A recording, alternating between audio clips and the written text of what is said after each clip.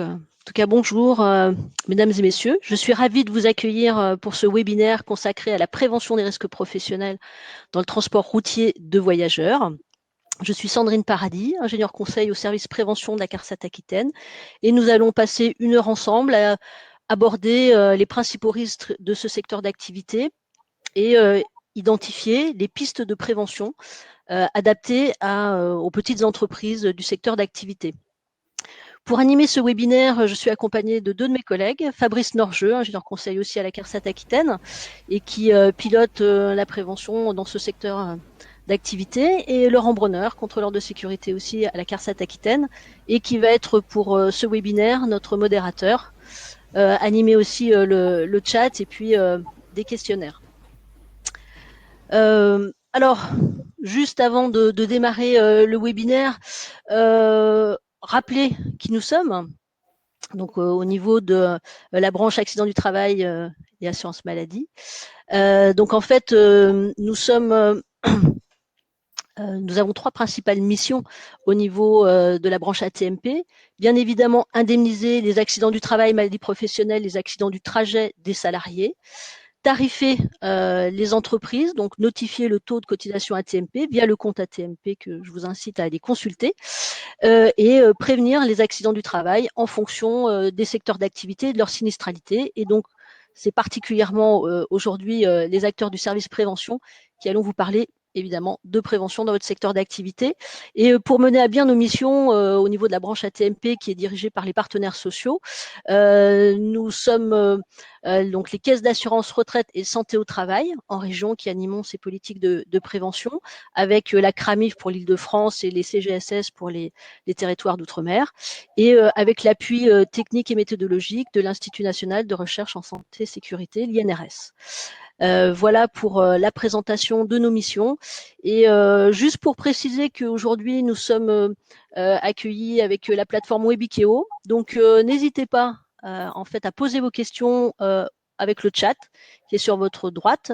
Vous aurez aussi un sondage, des sondages qui vont vous être proposés tout à l'heure. Ils seront aussi sur votre droite et ils apparaîtront au fur et à mesure. Et nous allons aussi vous proposer un document téléchargement, donc les ressources que vous pourrez télécharger à partir de ce chat. Voilà, donc je vous souhaite un bon webinaire et puis je laisse la parole à mon collègue Fabrice Norgeux. Bonjour à toutes et à tous. Donc, je suis Fabrice Norgeux, comme l'a dit ma collègue Sandrine. Donc, j'ai piloté le projet TPE pour le transport routier de voyageurs. Alors, en premier lieu, donc, voilà, l'offre TPE qu'on a développée pour le transport routier de voyageurs est issue d'une action nationale décidée par l'assurance maladie risque professionnel en 2018. Une action innovante qui voulait créer 36 métiers, aider 36 métiers de TPE dans tout ce qui est prévention des risques professionnels. Alors, il y a eu beaucoup de travail d'ingénierie et fin 2020, on a commencé à déployer les premiers outils pour les activités du commerce, de la restauration. Là, maintenant, on est à l'échelon du transport, donc transport routier de voyageurs. À suivre, il y aura tout ce qui est métallurgie, plasturgie, voilà, 40 métiers au final, 36 plus 4 qui a été créé auparavant. Donc 40 métiers pour la fin d'année 2021. Alors, l'idée de cette action, c'est déjà on va dire, trois piliers essentiels. C'est avoir une approche réellement terrain, en connaissant la problématique de la profession. La deuxième idée, c'est de travailler avec les acteurs nationaux de la profession. C'est pour ça que sur cette diapo, vous voyez donc nos partenaires qui ont conçu cette offre de service avec nous, avec l'assurance maladie risque professionnel et l'INRS. Vous avez donc l'AFT, pour le développement, la formation dans le transport et la logistique, la FNTV, l'OTRE et l'association Réunir Service. Voilà, ça s'est fait avec ces quatre partenaires, tous ces travaux. Et la troisième ligne directrice, la plus importante, c'était de mettre à disposition de votre profession des TPE. Donc dans TPE, on entend plutôt donc les moins de 20 salariés. Mettre à disposition des outils simples d'utilisation et pas des outils usine à gaz. Voilà l'idée de cette approche de l'offre TPE qui a été développé, qui est en cours de déploiement. Alors, ce que nous allons voir aujourd'hui, c'est tout d'abord voir un peu les problématiques du transport routier de voyageurs vis-à-vis de la santé au travail. Donc, on parlera accidentologie, quels sont vos risques pour votre profession. Puis, dans un deuxième temps, nous verrons comment prévenir ces risques professionnels. Et ensuite, le plus important, comme je vous l'ai dit tout à l'heure, tout de suite, c'est quelles solutions apporter pour les petites entreprises pour réellement travailler la prévention des risques professionnels. Alors, un petit focus sur le transport routier de voyageurs et la santé au travail. Alors, quand on parle de transport routier de voyageurs, on pense que c'est simple à aborder, mais en fait, il y a de multiples services. Et en fait, ce n'est pas un métier qu'il y a dans ce domaine-là, mais plusieurs métiers. On peut le décomposer déjà en deux parties, les services conventionnés et les services non conventionnés. En service conventionné, c'est régi par les autorités organisatrices de mobilité, par exemple le conseil régional, les mairies, les communautés de communes. Et donc, ces services conventionnés sont régis par ces entités-là avec des contraintes. On va retrouver le régulier urbain, l'interurbain et le scolaire. Et ensuite, les services non conventionnés, avec l'occasionnel touristique, occasionnel pour le déplacement d'associations, déplacement sportif pour des clubs, le librement organisé, plus communément appelé car Macron, les internationaux et le transport à la demande, plutôt privilégié dans tout ce qui est PMR, personnes à mobilité réduite. Alors, de multiples services, mais également de multiples activités. Et qui dit multiples activités dit des risques différents à aborder au niveau de la profession. Alors, en majorité, on estime qu'il y a à peu près en salariés dans le transport routier de voyageurs 85% de conducteurs.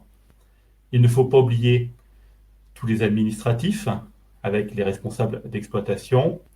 Et puis, on va retrouver, même dans une TPE, la gestion, la maintenance premier niveau des véhicules, donc tout ce qui est atelier, garage. Donc ça, ces trois-là sont typiques de toutes les activités. Puis on peut retrouver également tout ce qui va être agence de voyage, billetterie, et aussi dans l'urbain, voire dans l'interurbain, tout ce qui va être contrôle des billets. Donc des problématiques très différentes, des risques très différents. À cela, il faut parler aussi des nombreuses contraintes de la profession. C'est pour ça l'idée, d'abord, c'est prenons une photographie de la profession. Alors, de nombreuses contraintes pour les TPE. J'insiste bien, TPE, mon langage il est orienté sur cet effectif, cette typologie d'entreprise. Alors, des TPE, déjà, qui dit transport routier de voyageurs dit de fortes responsabilités pour les entreprises et les employeurs, puisqu'on va transporter des usagers, avec toutes les responsabilités qu'il y a derrière. De ce fait, on va avoir une activité qui va être très cadrée, en fait. Très cadrée en termes réglementaires, puisque une entreprise qui veut travailler dans ce domaine doit avoir une attestation de capacité professionnelle, une autorisation de conduite, on va dire. Très cadrée, très professionnelle, puisqu'une obligation de formation initiale FIMO et continue FCO pour les conducteurs, des contraintes aussi environnementales, très cadrées là-dessus. Donc, vous voyez, il y a beaucoup de contraintes pour l'entreprise. Si l'on parle des services conventionnés, des contraintes supplémentaires vont s'ajouter. Des contraintes en termes de sécurité dans l'appel d'offres, des contraintes également dans tout ce qui va être, on va dire, environnemental, qualité de service, délais qui vont être imposés. À ces appels d'offres, d'ailleurs, vont souvent s'ajouter des besoins d'investir, puisque l'appel d'offres va demander d'avoir parfois des équipements avec les sécurités adaptées. Donc, un besoin d'investir pour le chef d'entreprise quand il veut répondre à un appel d'offres. Sachant que le taux de rentabilité pour cette typologie d'entreprise, on atteint les 5% grand maximum. Donc des véhicules qui coûtent cher avec donc de forts investissements et un faible rendement. Donc difficulté pour cette typologie de TPE. Et vient s'ajouter des problématiques de recrutement. C'est un métier très professionnel, hein, puisqu'on demande des formations spécifiques FIMO-FCO. Et à cela, on a quand même beaucoup de contraintes. Les employeurs ne parlent pas de pénibilité, mais plutôt un métier avec des contraintes. Contraintes horaires, contraintes d'éloignement du domicile, des horaires coupés. Donc un métier très peu professionnel, mais qui n'attire pas, puisque l'âge moyen de la profession, on est autour des 50 ans pour cette profession au niveau TPE. Et un taux de relève, quand on prend le rapport de l'OPTL, qui est voisin de 0,13, qui est autour de 0,13. Donc le taux de relève, c'est le nombre de salariés de moins de 30 ans par rapport au nombre de salariés de plus de 50 ans. Donc un taux qui est très très très très faible. Donc problématique de recrutement. Et à l'arrivée, pour ces TPE, transport de voyageurs, un avenir très flou. Bon, c'est un aspect, une photo un peu négative que je dresse. Maintenant, on va positiver, hein, et se dire, bon, par rapport à toutes ces contraintes, se dire quelle place pour la prévention. On peut s'interroger, mais on voit que beaucoup d'entreprises, beaucoup d'employeurs mènent des choses sur les conditions de travail, la santé et sécurité des salariés. Donc ça, c'est très positif. Par contre, pour les TPE, c'est très compliqué de mettre en place une réelle politique de prévention, de bien se structurer.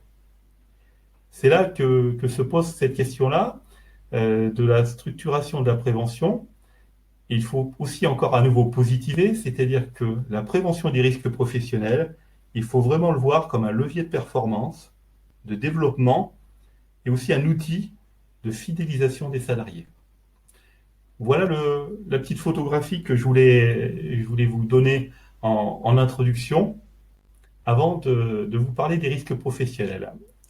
Et puis aussi, n'oublions pas, c'est important, on parle souvent de santé-sécurité des salariés. N'oublions pas la santé-sécurité du dirigeant, principalement pour les dirigeants qui répondent, qui sont en service conventionné, qui doivent répondre à des appels d'offres importants.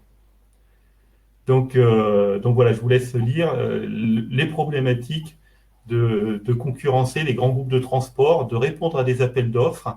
Un appel d'offres, c'est un coup près pour une TPE. Si elle ne l'obtient pas, bah, elle peut se retrouver avec, comme vous le voyez, un témoignage d'un dirigeant d'entreprise avec 50% d'amputation du jour au lendemain de son marché. Alors, quels sont les principaux risques de votre profession? On va le voir tout de suite, mais avant tout, on va vous questionner. Donc, un petit sondage, et je laisse Laurent pour la suite. Voilà, donc là, on a ouvert le sondage. Vous pouvez y répondre donc à droite de votre écran. Donc, quels sont les principaux risques de votre profession selon vous? Donc voilà, n'hésitez pas à répondre.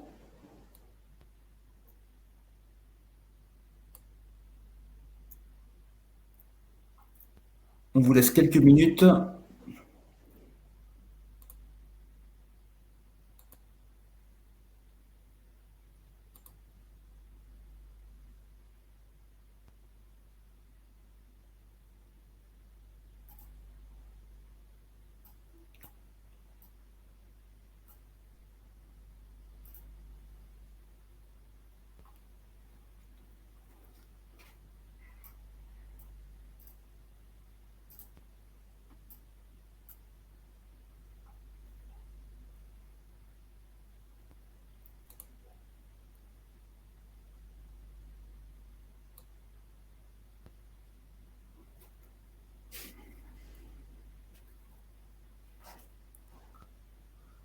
On laisse encore une petite minute.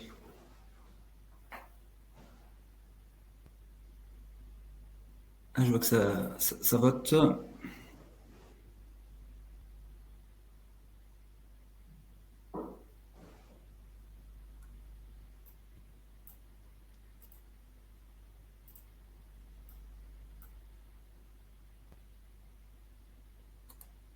Voilà, je clôture les votes, hein.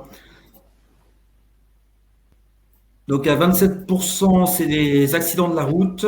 Ensuite, vous avez indiqué les TMS et manutention manuelle à 24%, les agressions externes à 22%, les chutes de plein pied 17% et ensuite les chutes de hauteur à 10%. Voilà, merci de votre participation. Merci Laurent. Donc on va répondre un petit peu. Alors, en fait, par rapport à ce que je vous ai expliqué tout à l'heure, on a beaucoup de services, beaucoup de métiers, donc tout va dépendre de l'activité. Alors, on va vous donner les statistiques de votre profession, sachant que c'est des statistiques macro, puisque nos statistiques accidents du travail ne permettent pas de cibler le scolaire, de l'urbain, de l'interurbain, même s'il y a des petites, on peut distinguer certaines choses. Donc, voilà en premier, quel est le premier risque de votre profession? C'est d'abord tout ce qui va être troubles musculo-squelettiques, hein, appelé aussi TMS. On a à peu près un tiers des accidents du travail liés au TMS et aux manutentions manuelles. Alors, des exemples de situations de travail, c'est le fait de rester déjà en position assise, mais en même temps de recevoir des secousses. Donc la colonne vertébrale, le dos subit ce qu'on appelle des chocs, donc l'effet donc des lombalgies au final. Tout ce qui va être changement de vitesse. Alors, on a de plus en plus de véhicules avec des boîtes automatisées, ça c'est très très bien. Mais on a encore des vieux véhicules hein, qui circulent. En manutention manuelle de charge, hein, on peut citer aussi tout ce qui est transporter les valises, hein, porter les valises, la gestion des personnes à mobilité réduite dans certaines activités. Hein, là aussi, faut regarder selon les activités. Et puis, n'oublions pas hein, les activités de garage hein, qui sont fortement exposées aux troubles musculo-squelettiques et de rotorisque. On va retrouver le port de pneus, de batteries hein, qui peuvent abîmer les personnes. Donc, on va se retrouver avec des problèmes de dos, des problèmes d'épaule, des problèmes de poignet quand on parle de troubles musculo-squelettiques. En deuxième point, alors, si on fait l'addition, on est à 36%, mais il faut quand même séparer les chutes de plein pied. Alors, on parle plutôt communément d'accident de plein pied. C'est pas forcément le bon terme, chute de plein pied, mais c'est celui qui est utilisé, à 20%. Alors, les accidents de plein pied, ça va être les glissades hein, dans les garages, quand on se heurte, quand on fait le tour du véhicule, les accidents autour de véhicule, les glissades. Quand on circule sur des circuits, pas des circuits, mais on va dire des endroits un peu encombrés, où là on va chuter, un accident de plein pied. Ensuite, 16% d'accidents de chute de hauteur. Là, vous avez le dessin, c'est la montée-descente du véhicule, hein, proprement dit, qui peut être amplifié, le problème, par le fait de conduire, d'être en position assise pendant plusieurs heures et de descendre tout de suite de son véhicule et de sauter. Et là, on s'abîme, on va dire, c'est pas un accident du travail, mais on va s'abîmer le dos, hein, pour être clair. En chute de hauteur, on va aussi avoir tout ce qui va être nettoyage, lavage du véhicule, lavage des vitres, avec des outils non appropriés, hein, avec un escabeau et non pas avec une plateforme sécurisée.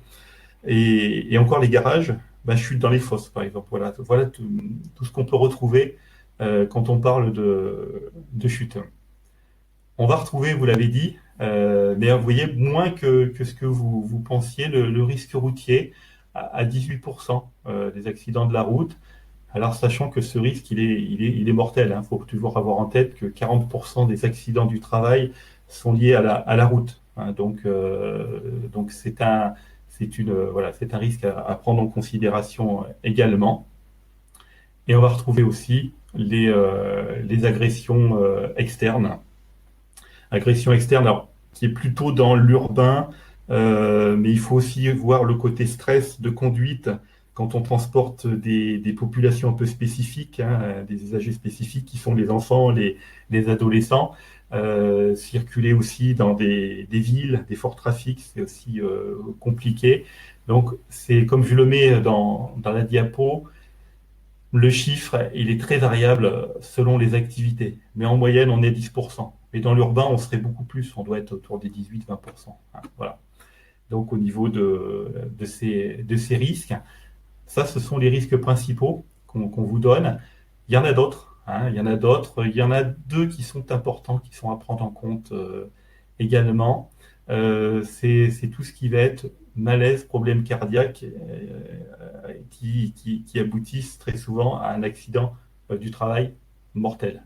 Euh, on a vu une pyramide des âges qui est quand même très, très à droite, hein, moyenne d'âge de 50 ans, des personnes en seconde partie de carrière, euh, des horaires coupés, une hygiène de vie particulière, une position assise, statique pendant plusieurs heures, et des problèmes de surpoids, qui fait que cette population des conducteurs de cars ou de bus sont plus sujets à un risque de malaise, de problèmes cardiaques.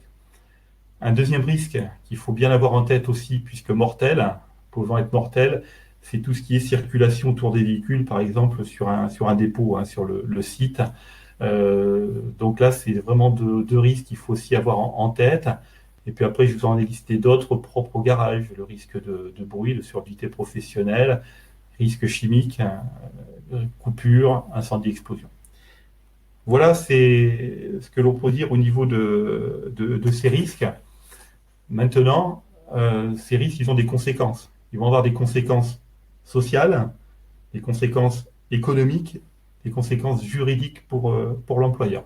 Alors tout d'abord, voyons ce que représentent ces accidents en termes de sinistralité. Le transport routier de voyageurs, en premier lieu, il se situe, on va dire, à peu près dans la moyenne nationale en termes d'accidentologie.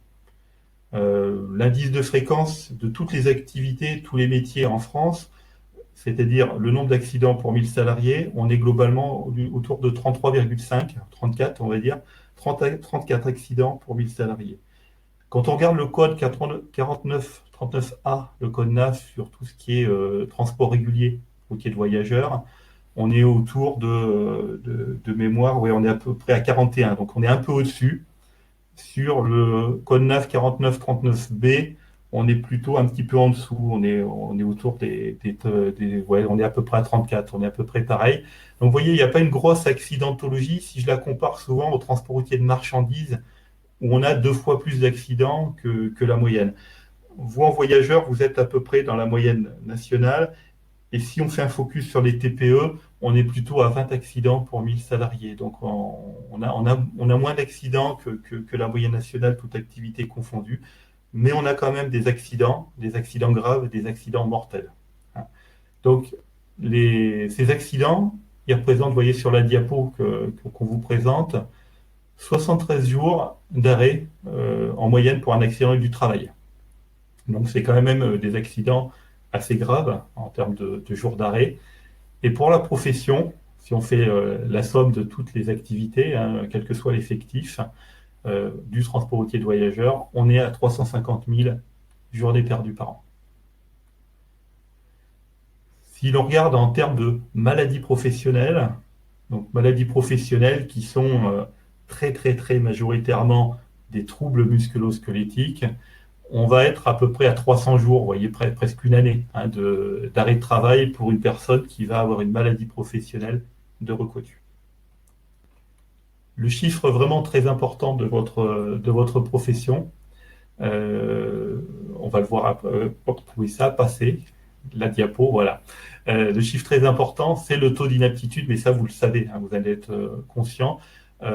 Pour la branche transport, on a déjà une moyenne de 1% du taux d'inaptitude, et le transport routier de voyageurs, c'est quasiment le double. On est quasiment à 2% de taux d'inaptitude. Là aussi, pyramide des âges, seconde moitié de carrière, des personnes qui sont des fois reclassées, qui font ce métier par la suite, même après la retraite. Donc des personnes qui sont plus fragiles, hein, qui sont déjà fragilisées quand ils prennent ce poste, et très souvent des taux d'inaptitude pour des problèmes de dos, hein, d'épaule. Problème d'inaptitude qui dit problème de reclassement, et dans une TPE, ça se traduit par un licenciement. Donc licenciement, aspect social pour le salarié, aspect aussi économique, mais aussi social pour le chef d'entreprise qui doit se séparer de son salarié. et en plus amplifié par le fait qu'il faut, avec un problème pour trouver un remplaçant, la problématique de recrutement qui vient s'ajouter. Donc, c'est réellement, même s'il y a peu d'accidents du travail, enfin, si on est dans la moyenne nationale, c'est vraiment cet aspect inaptitude et aussi qu'on pourrait creuser, qu'on n'a pas les chiffres, c'est au niveau arrêt maladie, où on a probablement plus d'arrêt maladie que d'autres professions du fait de la pyramide des âges qui est très prononcée sur les 50 ans, voire plus. Voilà ces problématiques au niveau social et on commence à parler économique. Du point de vue économique, ces coûts, on va dire directs, d'accidents du travail et de maladies professionnelles vont se traduire par un taux de cotisation accident du travail, maladie professionnelle de 3,4%. C'est-à-dire que vous, TPE, de moins de 20 salariés, vous cotisez à l'assurance maladie risque professionnel 3,4% de votre masse salariale pour vous assurer sur les risques professionnels, accident du travail, maladie professionnelle. Pour les effectifs au-delà de 20 salariés, c'est un calcul un peu plus complexe qu'on ne va pas détailler aujourd'hui. Mais vous voyez, 3,4% de la masse salariale des TPE sont consacrés aux accidents du travail, aux maladies professionnelles. Il faut ajouter à ces coûts directs des coûts indirects. On estime les coûts indirects à 3-5 fois le coût direct de la profession. Donc quand je vous parle de 3% du masse salariale, on peut dire qu'on est peut-être autour des 10, voire plus % d'une masse salariale avec les coûts des accidents du travail. Alors ces coûts indirects, ils vont se traduire, ils sont dus à quoi? À la gestion en premier lieu, stricto sensu, la gestion d'accidents, gestion technique, mesures correctives, et puis l'administratif, à déclarer l'accident, plus tout ce qui va avec.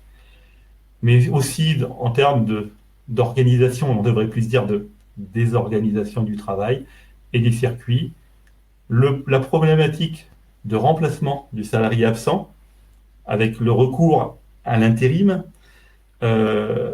certains employeurs dans votre activité, en termes de responsabilité, ne veulent pas forcément confier le volant et donc leurs clients à des personnes dont ils ne connaissent pas. Donc souvent, ils vont plutôt faire appel à des personnes retraitées, des anciens de l'entreprise, ou c'est même l'employeur qui va conduire le véhicule, plutôt que de confier les usagers à des personnes inconnues, avec ces responsabilités qu'il y a derrière. On va également avoir tout ce qui va être dégradation de la qualité de service. Et quand on va être en service conventionné, le non-respect des exigences du marché public et éventuellement le risque de perdre le marché au prochain appel d'offres. Il y a d'autres coûts indirects, mais voilà déjà des petites choses qui font qu'il n'y a pas que l'accident du travail, il n'y a pas que l'accident, il y a aussi derrière toute la désorganisation que ça peut entraîner. Bon, voilà le panorama de l'accidentologie pour votre profession. Maintenant, on va positiver, et on peut les prévenir, ces risques, c'est ce qu'on veut vous montrer, et on va vous aider à les prévenir, ces risques. Alors, pour prévenir ces risques, on va dire 2 démarches, 2 étapes plutôt, une démarche en 2 étapes. Identifier et évaluer les risques. Et ensuite, une fois qu'on aura identifié et évalué les risques, on va passer à l'action. Agir pour les prévenir, c'est-à-dire déployer un plan d'action et surtout s'assurer de sa mise en œuvre. Alors d'abord, identifier, évaluer, qu'est-ce qu'il y a derrière. Ça paraît souvent complexe, alors on va parler du document unique dans quelques instants, mais identifier les risques, c'est quoi? C'est identifier déjà les postes de travail, l'activité de l'entreprise, qu'est-ce que l'on fait dans l'entreprise, et définir des situations de travail par métier dans l'entreprise.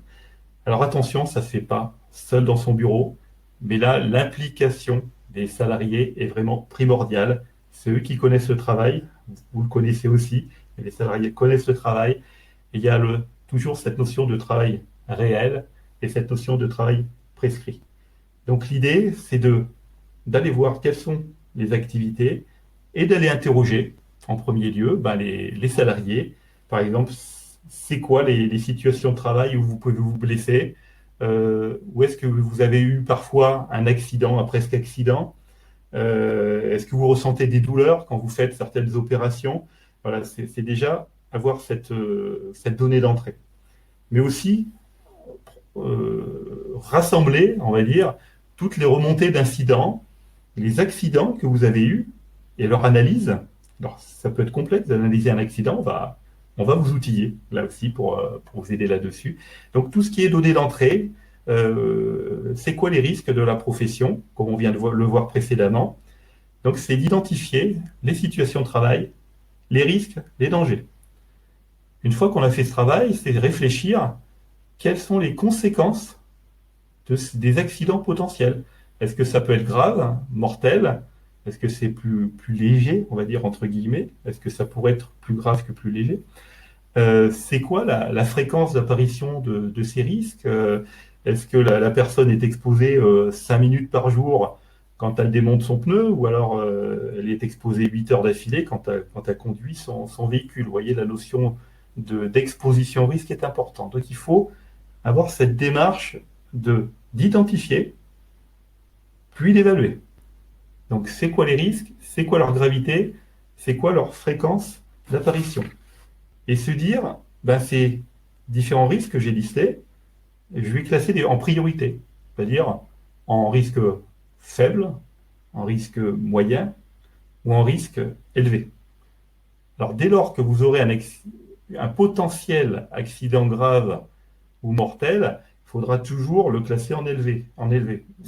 Très souvent, on voit des évaluations des risques dans des entreprises où un risque mortel, mais où on est peu exposé en termes d'exposition, ou peu fréquemment, et ben on le classe en faible et on ne s'en occupe pas. Non, il faut toujours traiter l'accident grave comme prioritaire dans votre évaluation. Donc voilà l'idée d'identifier, évaluer.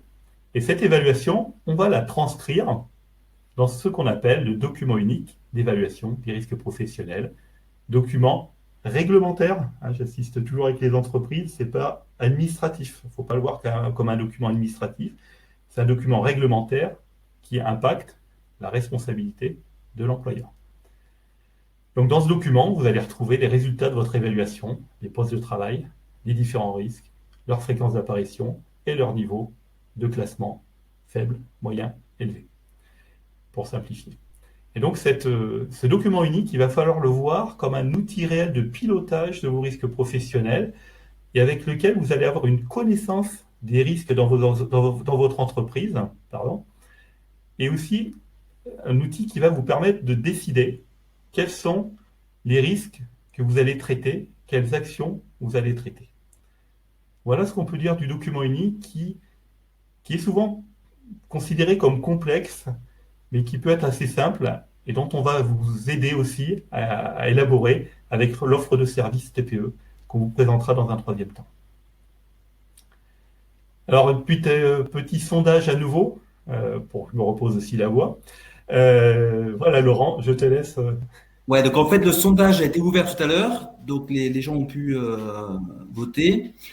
Donc les résultats, c'est 39% la conduite, position statique, gestes répétitifs, pression des usagers et des tiers. Ensuite, 25% montée-descente du véhicule. Ensuite, vous avez mis à 18% au dépôt, circulation piéton. Ensuite, 11% pour la maintenance du véhicule. Et après, 4% pour nettoyage du véhicule et gestion des PMR, bagages. Donc voilà pour ce sondage concernant les différentes tâches qui participent à l'apparition des maladies et des accidents du travail. D'accord, très bien. Donc on voit en effet que de toute façon, l'un des principaux risques, c'est lié à la conduite.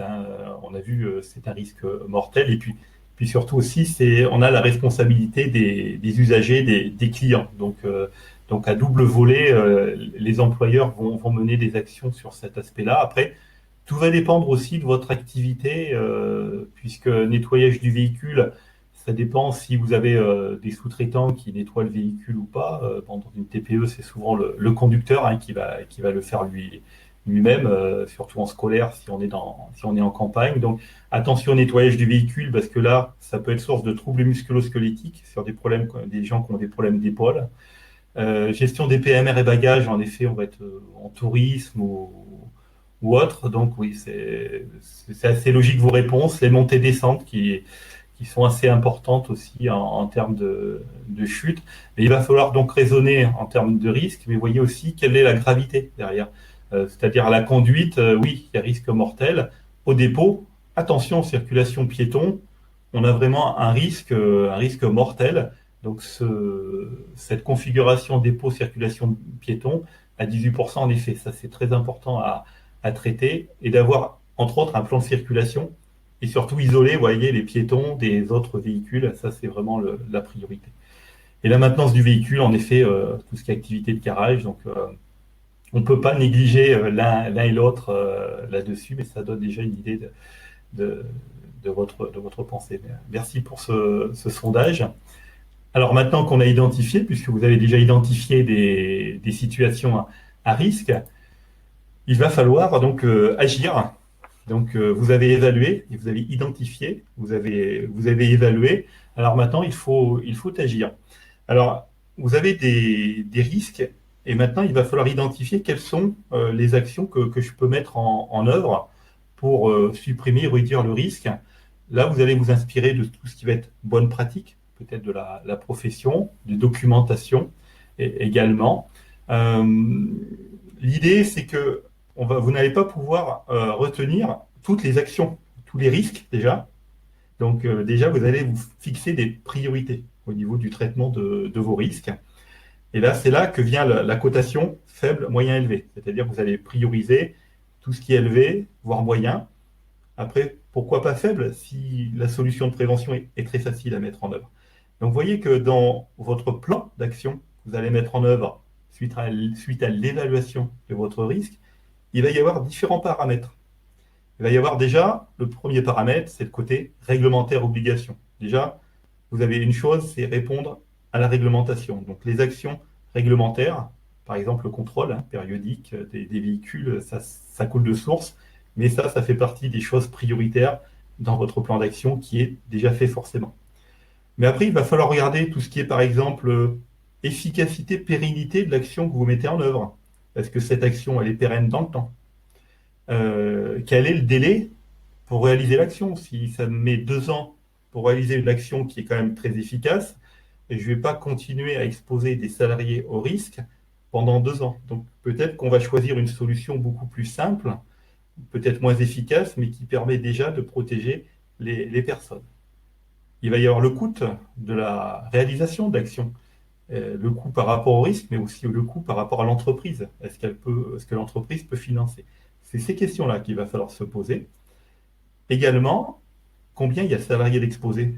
Est-ce que cette action ne concerne qu'un seul salarié ou peut-être 10 salariés? Donc vous voyez que s'il y a des choix à faire à cotation identique, ben peut-être que là, vous choisirez plutôt de protéger plus de salariés. Puisque l'idée, il faut bien retenir, il ne faut pas vouloir faire tout de suite, il faut se lister les actions, bien écrire, ben celle-là je la mets de côté pour l'instant, celle-là je vais la traiter, mais ne pas faire semblant d'oublier les actions et les risques, mais bien tous se les traiter, se dire voilà mes priorités actuellement et pour l'année N qui arrive.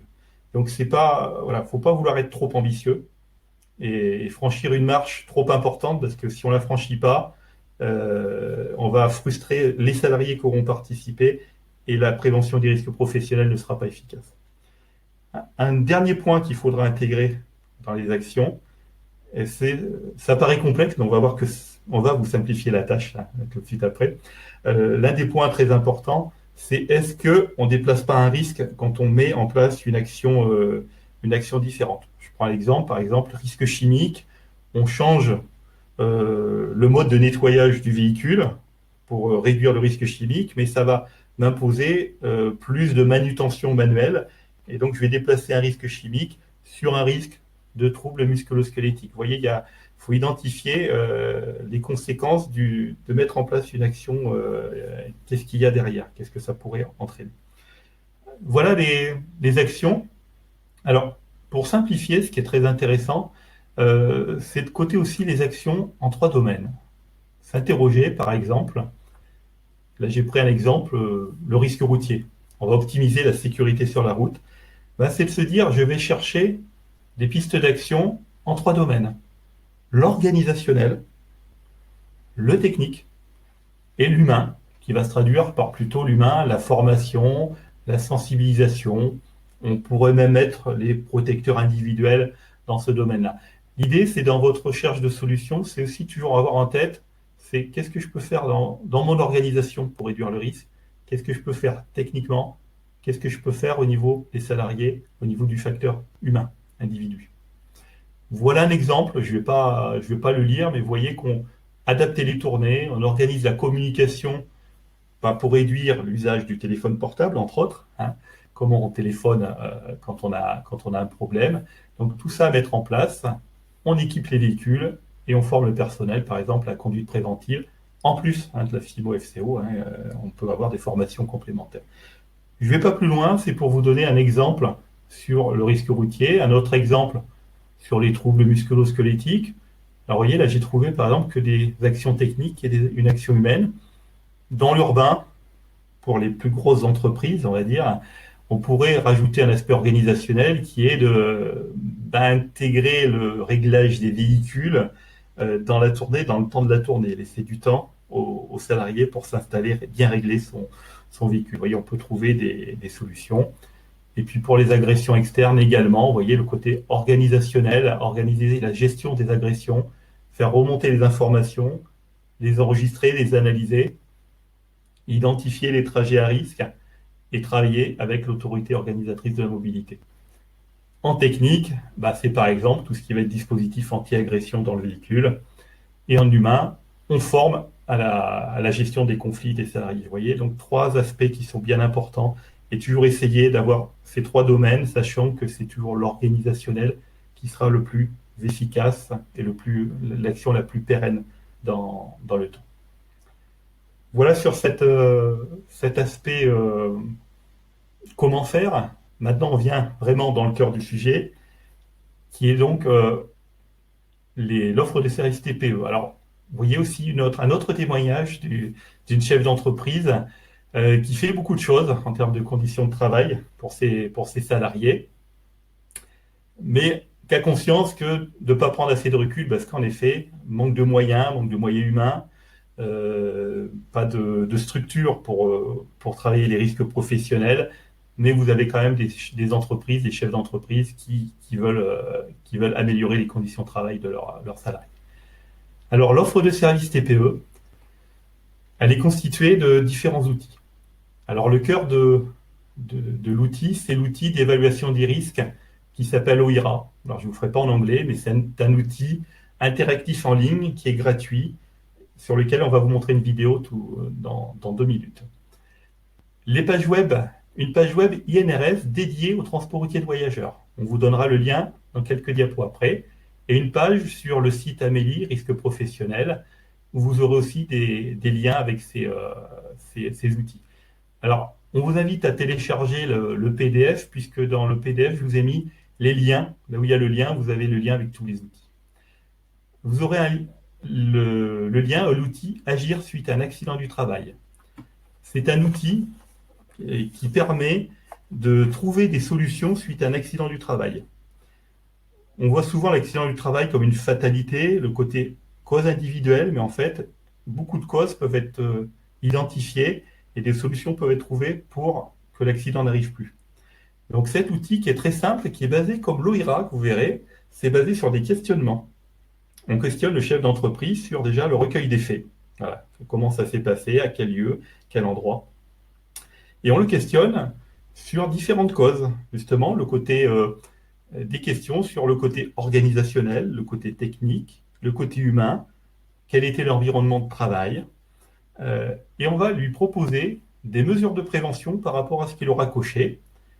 Et à la fin, il va pouvoir donc accéder à son plan d'action sous Excel.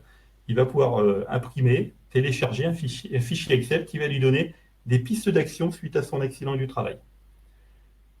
Un autre outil qui est essentiel pour monter en compétence, au moins avoir un vernis, on dira, en termes de prévention des risques professionnels.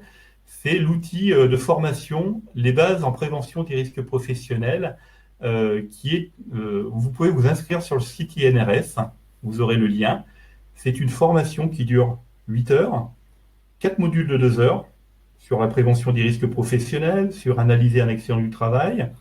L'intérêt, c'est que c'est un e-learning et qu'une fois que vous avez démarré la session, vous avez 90 jours pour faire ces 8 heures de formation.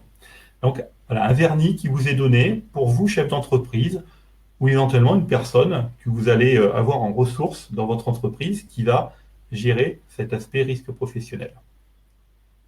D'autres outils à venir, les fiches solutions, on va retrouver des fiches bonnes pratiques sur les principaux risques qu'on vous a cités, troubles musculo-squelettiques, agression externe, risque routier, chute et circulation dans l'entreprise. Donc ça, ce sont des fiches qui sortiront fin d'année, voire 2022 pour la majorité.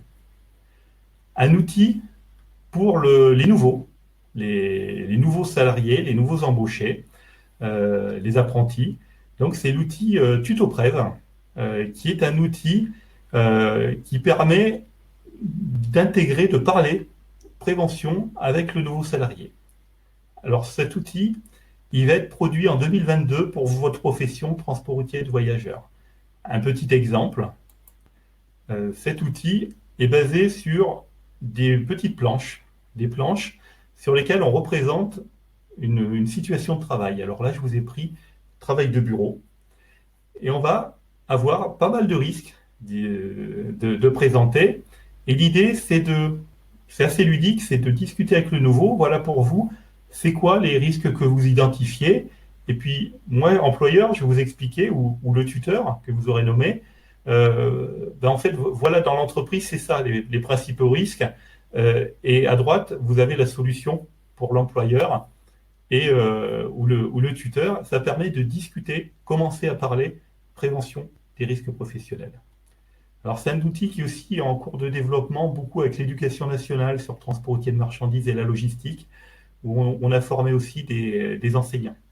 Donc, cet outil qui sera très utile, je me répète, très ludique pour l'accueil des nouveaux. Un autre document, le cahier de l'accueillant, qui est un document plus un peu administratif sur qu'est-ce qu'il faut faire quand on accueille un nouveau. On va vous donner aussi, Laurent va vous envoyer un lien. On a aussi, au niveau de notre CARSAT Aquitaine, développé avec les partenaires sociaux un livret d'accueil sécurité pour le transport routier de voyageurs qui fait 20 pages, qui se veut très très simple, que vous pouvez utiliser, télécharger en PDF, que vous pouvez modifier. Ça a été conçu pour votre profession. D'autres fiches, les fiches CBCM, c'est choisir son matériel, où en fait on va vous conseiller sur quand vous voulez acheter un siège, quelles sont les choses à prendre en compte. Et puis une deuxième fiche qui traitera de tout ce qui est vision panoramique pour éviter le heurt de personnes. Donc un dispositif 360 degrés avec écran incorporé. Donc on veut en faire la promotion. Donc vous verrez cet outil dans quelques mois et ces deux fiches vont sortir. Un focus sur l'outil OIRA, donc qui est vraiment le cœur du dispositif, votre socle de prévention. Donc on va vous présenter une vidéo, ça sera plus simple, plus commode à comprendre et expliquer. Il peut y avoir un petit temps de latence.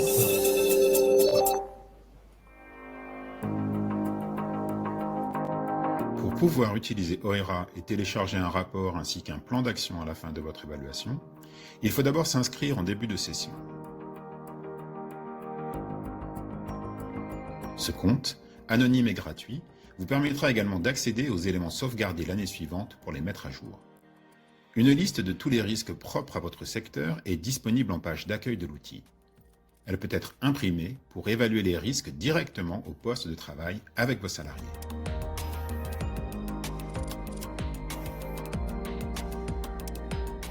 À travers un questionnaire simple, vous sélectionnez les mesures déjà en place dans votre entreprise dans une liste prédéterminée. Pour certains risques, il est possible que vous ne soyez pas concerné. Dans ce cas, Vous pouvez passer la question. Vous pouvez aussi ajouter une autre mesure qui ne serait pas listée. Sur cette base, vous évaluez si le risque présent dans votre entreprise est maîtrisé ou non. Si vous n'avez coché que la moitié des mesures proposées, vous pouvez supposer qu'il reste nécessaire d'ajouter de nouvelles mesures à votre plan d'action. Dans ce cas, cochez « Non », des mesures sont à ajouter au plan d'action. Vous pouvez alors sélectionner de nouvelles mesures standards qui seront ajoutées au plan d'action ou ajouter des mesures supplémentaires propres à votre situation de travail. Cliquez ensuite sur « Enregistrer et continuer » pour dérouler la suite du questionnaire.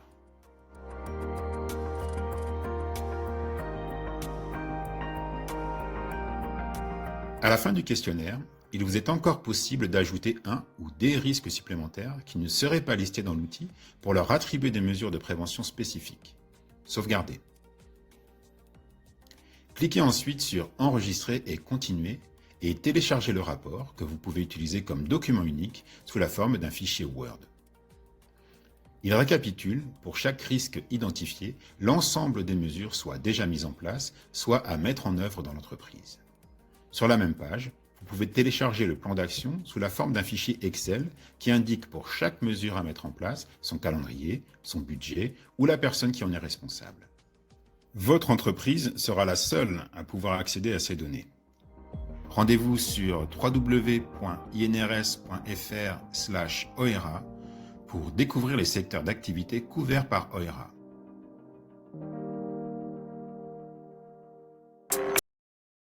Donc vous avez vu l'explication d'OERA, donc c'est un document, un outil très très simple, donc anonyme, qui vous permet de développer votre plan d'action.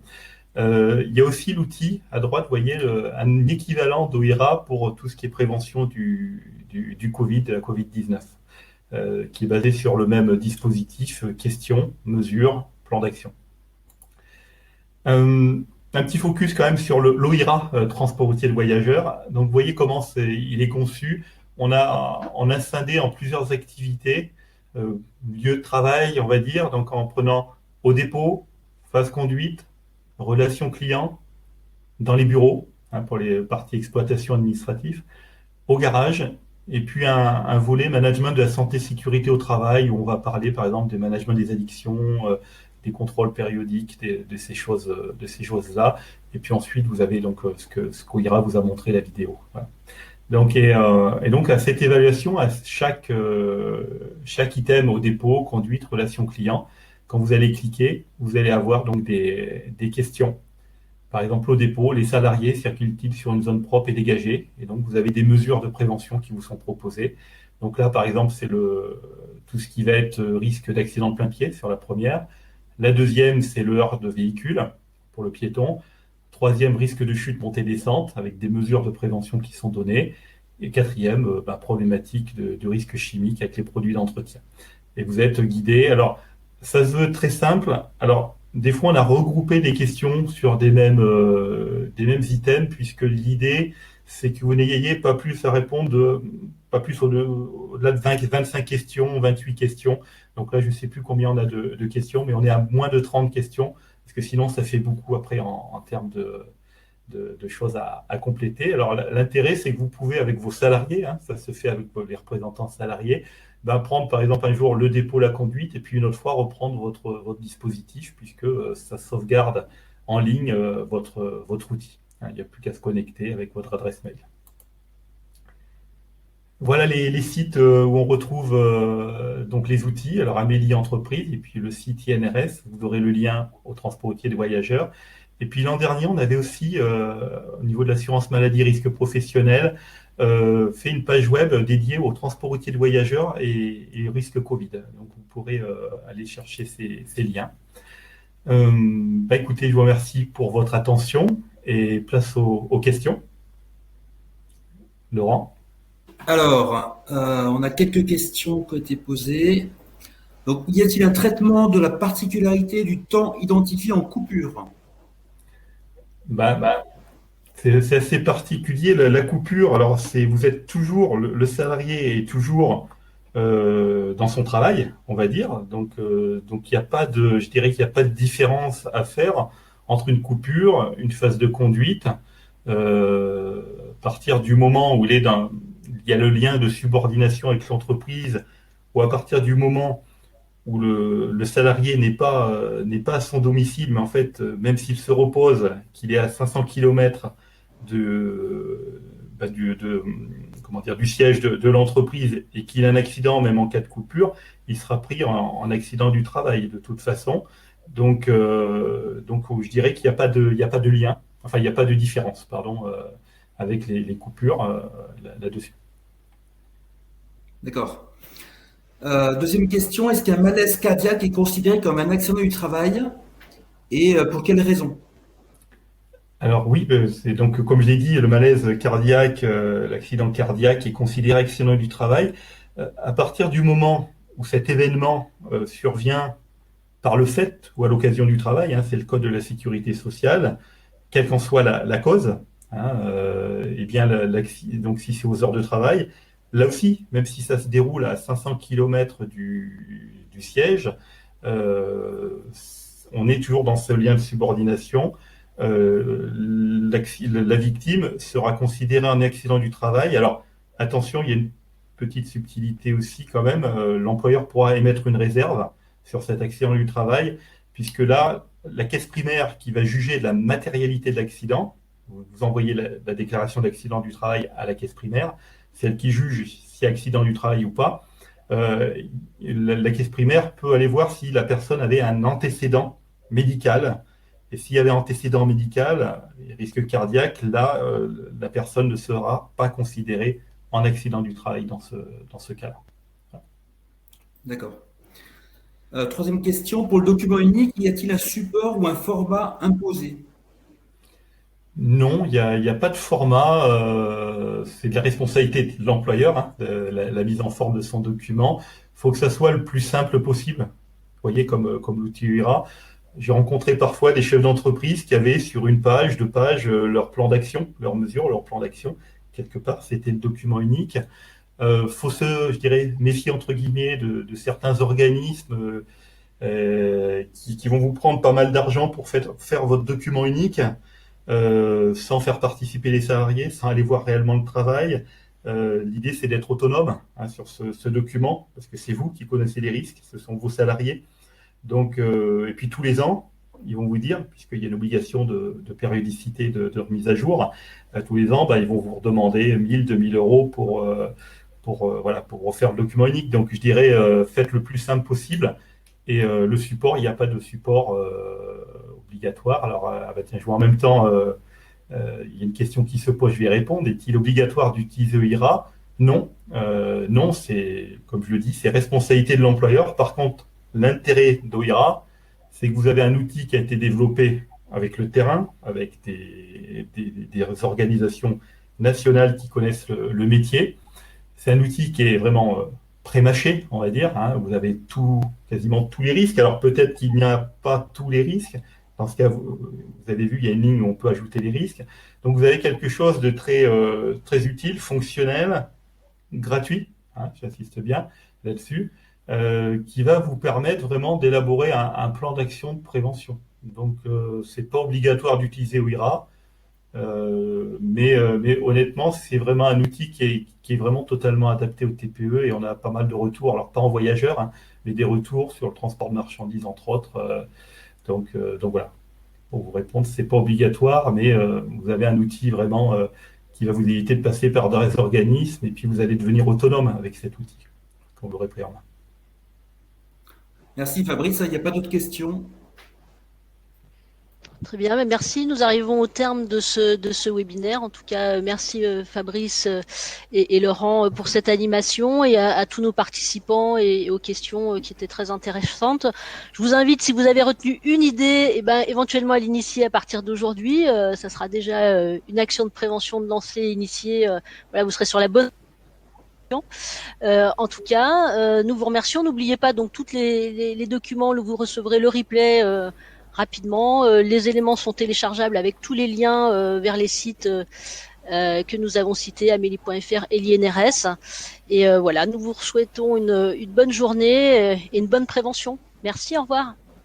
Merci, au revoir. Au revoir.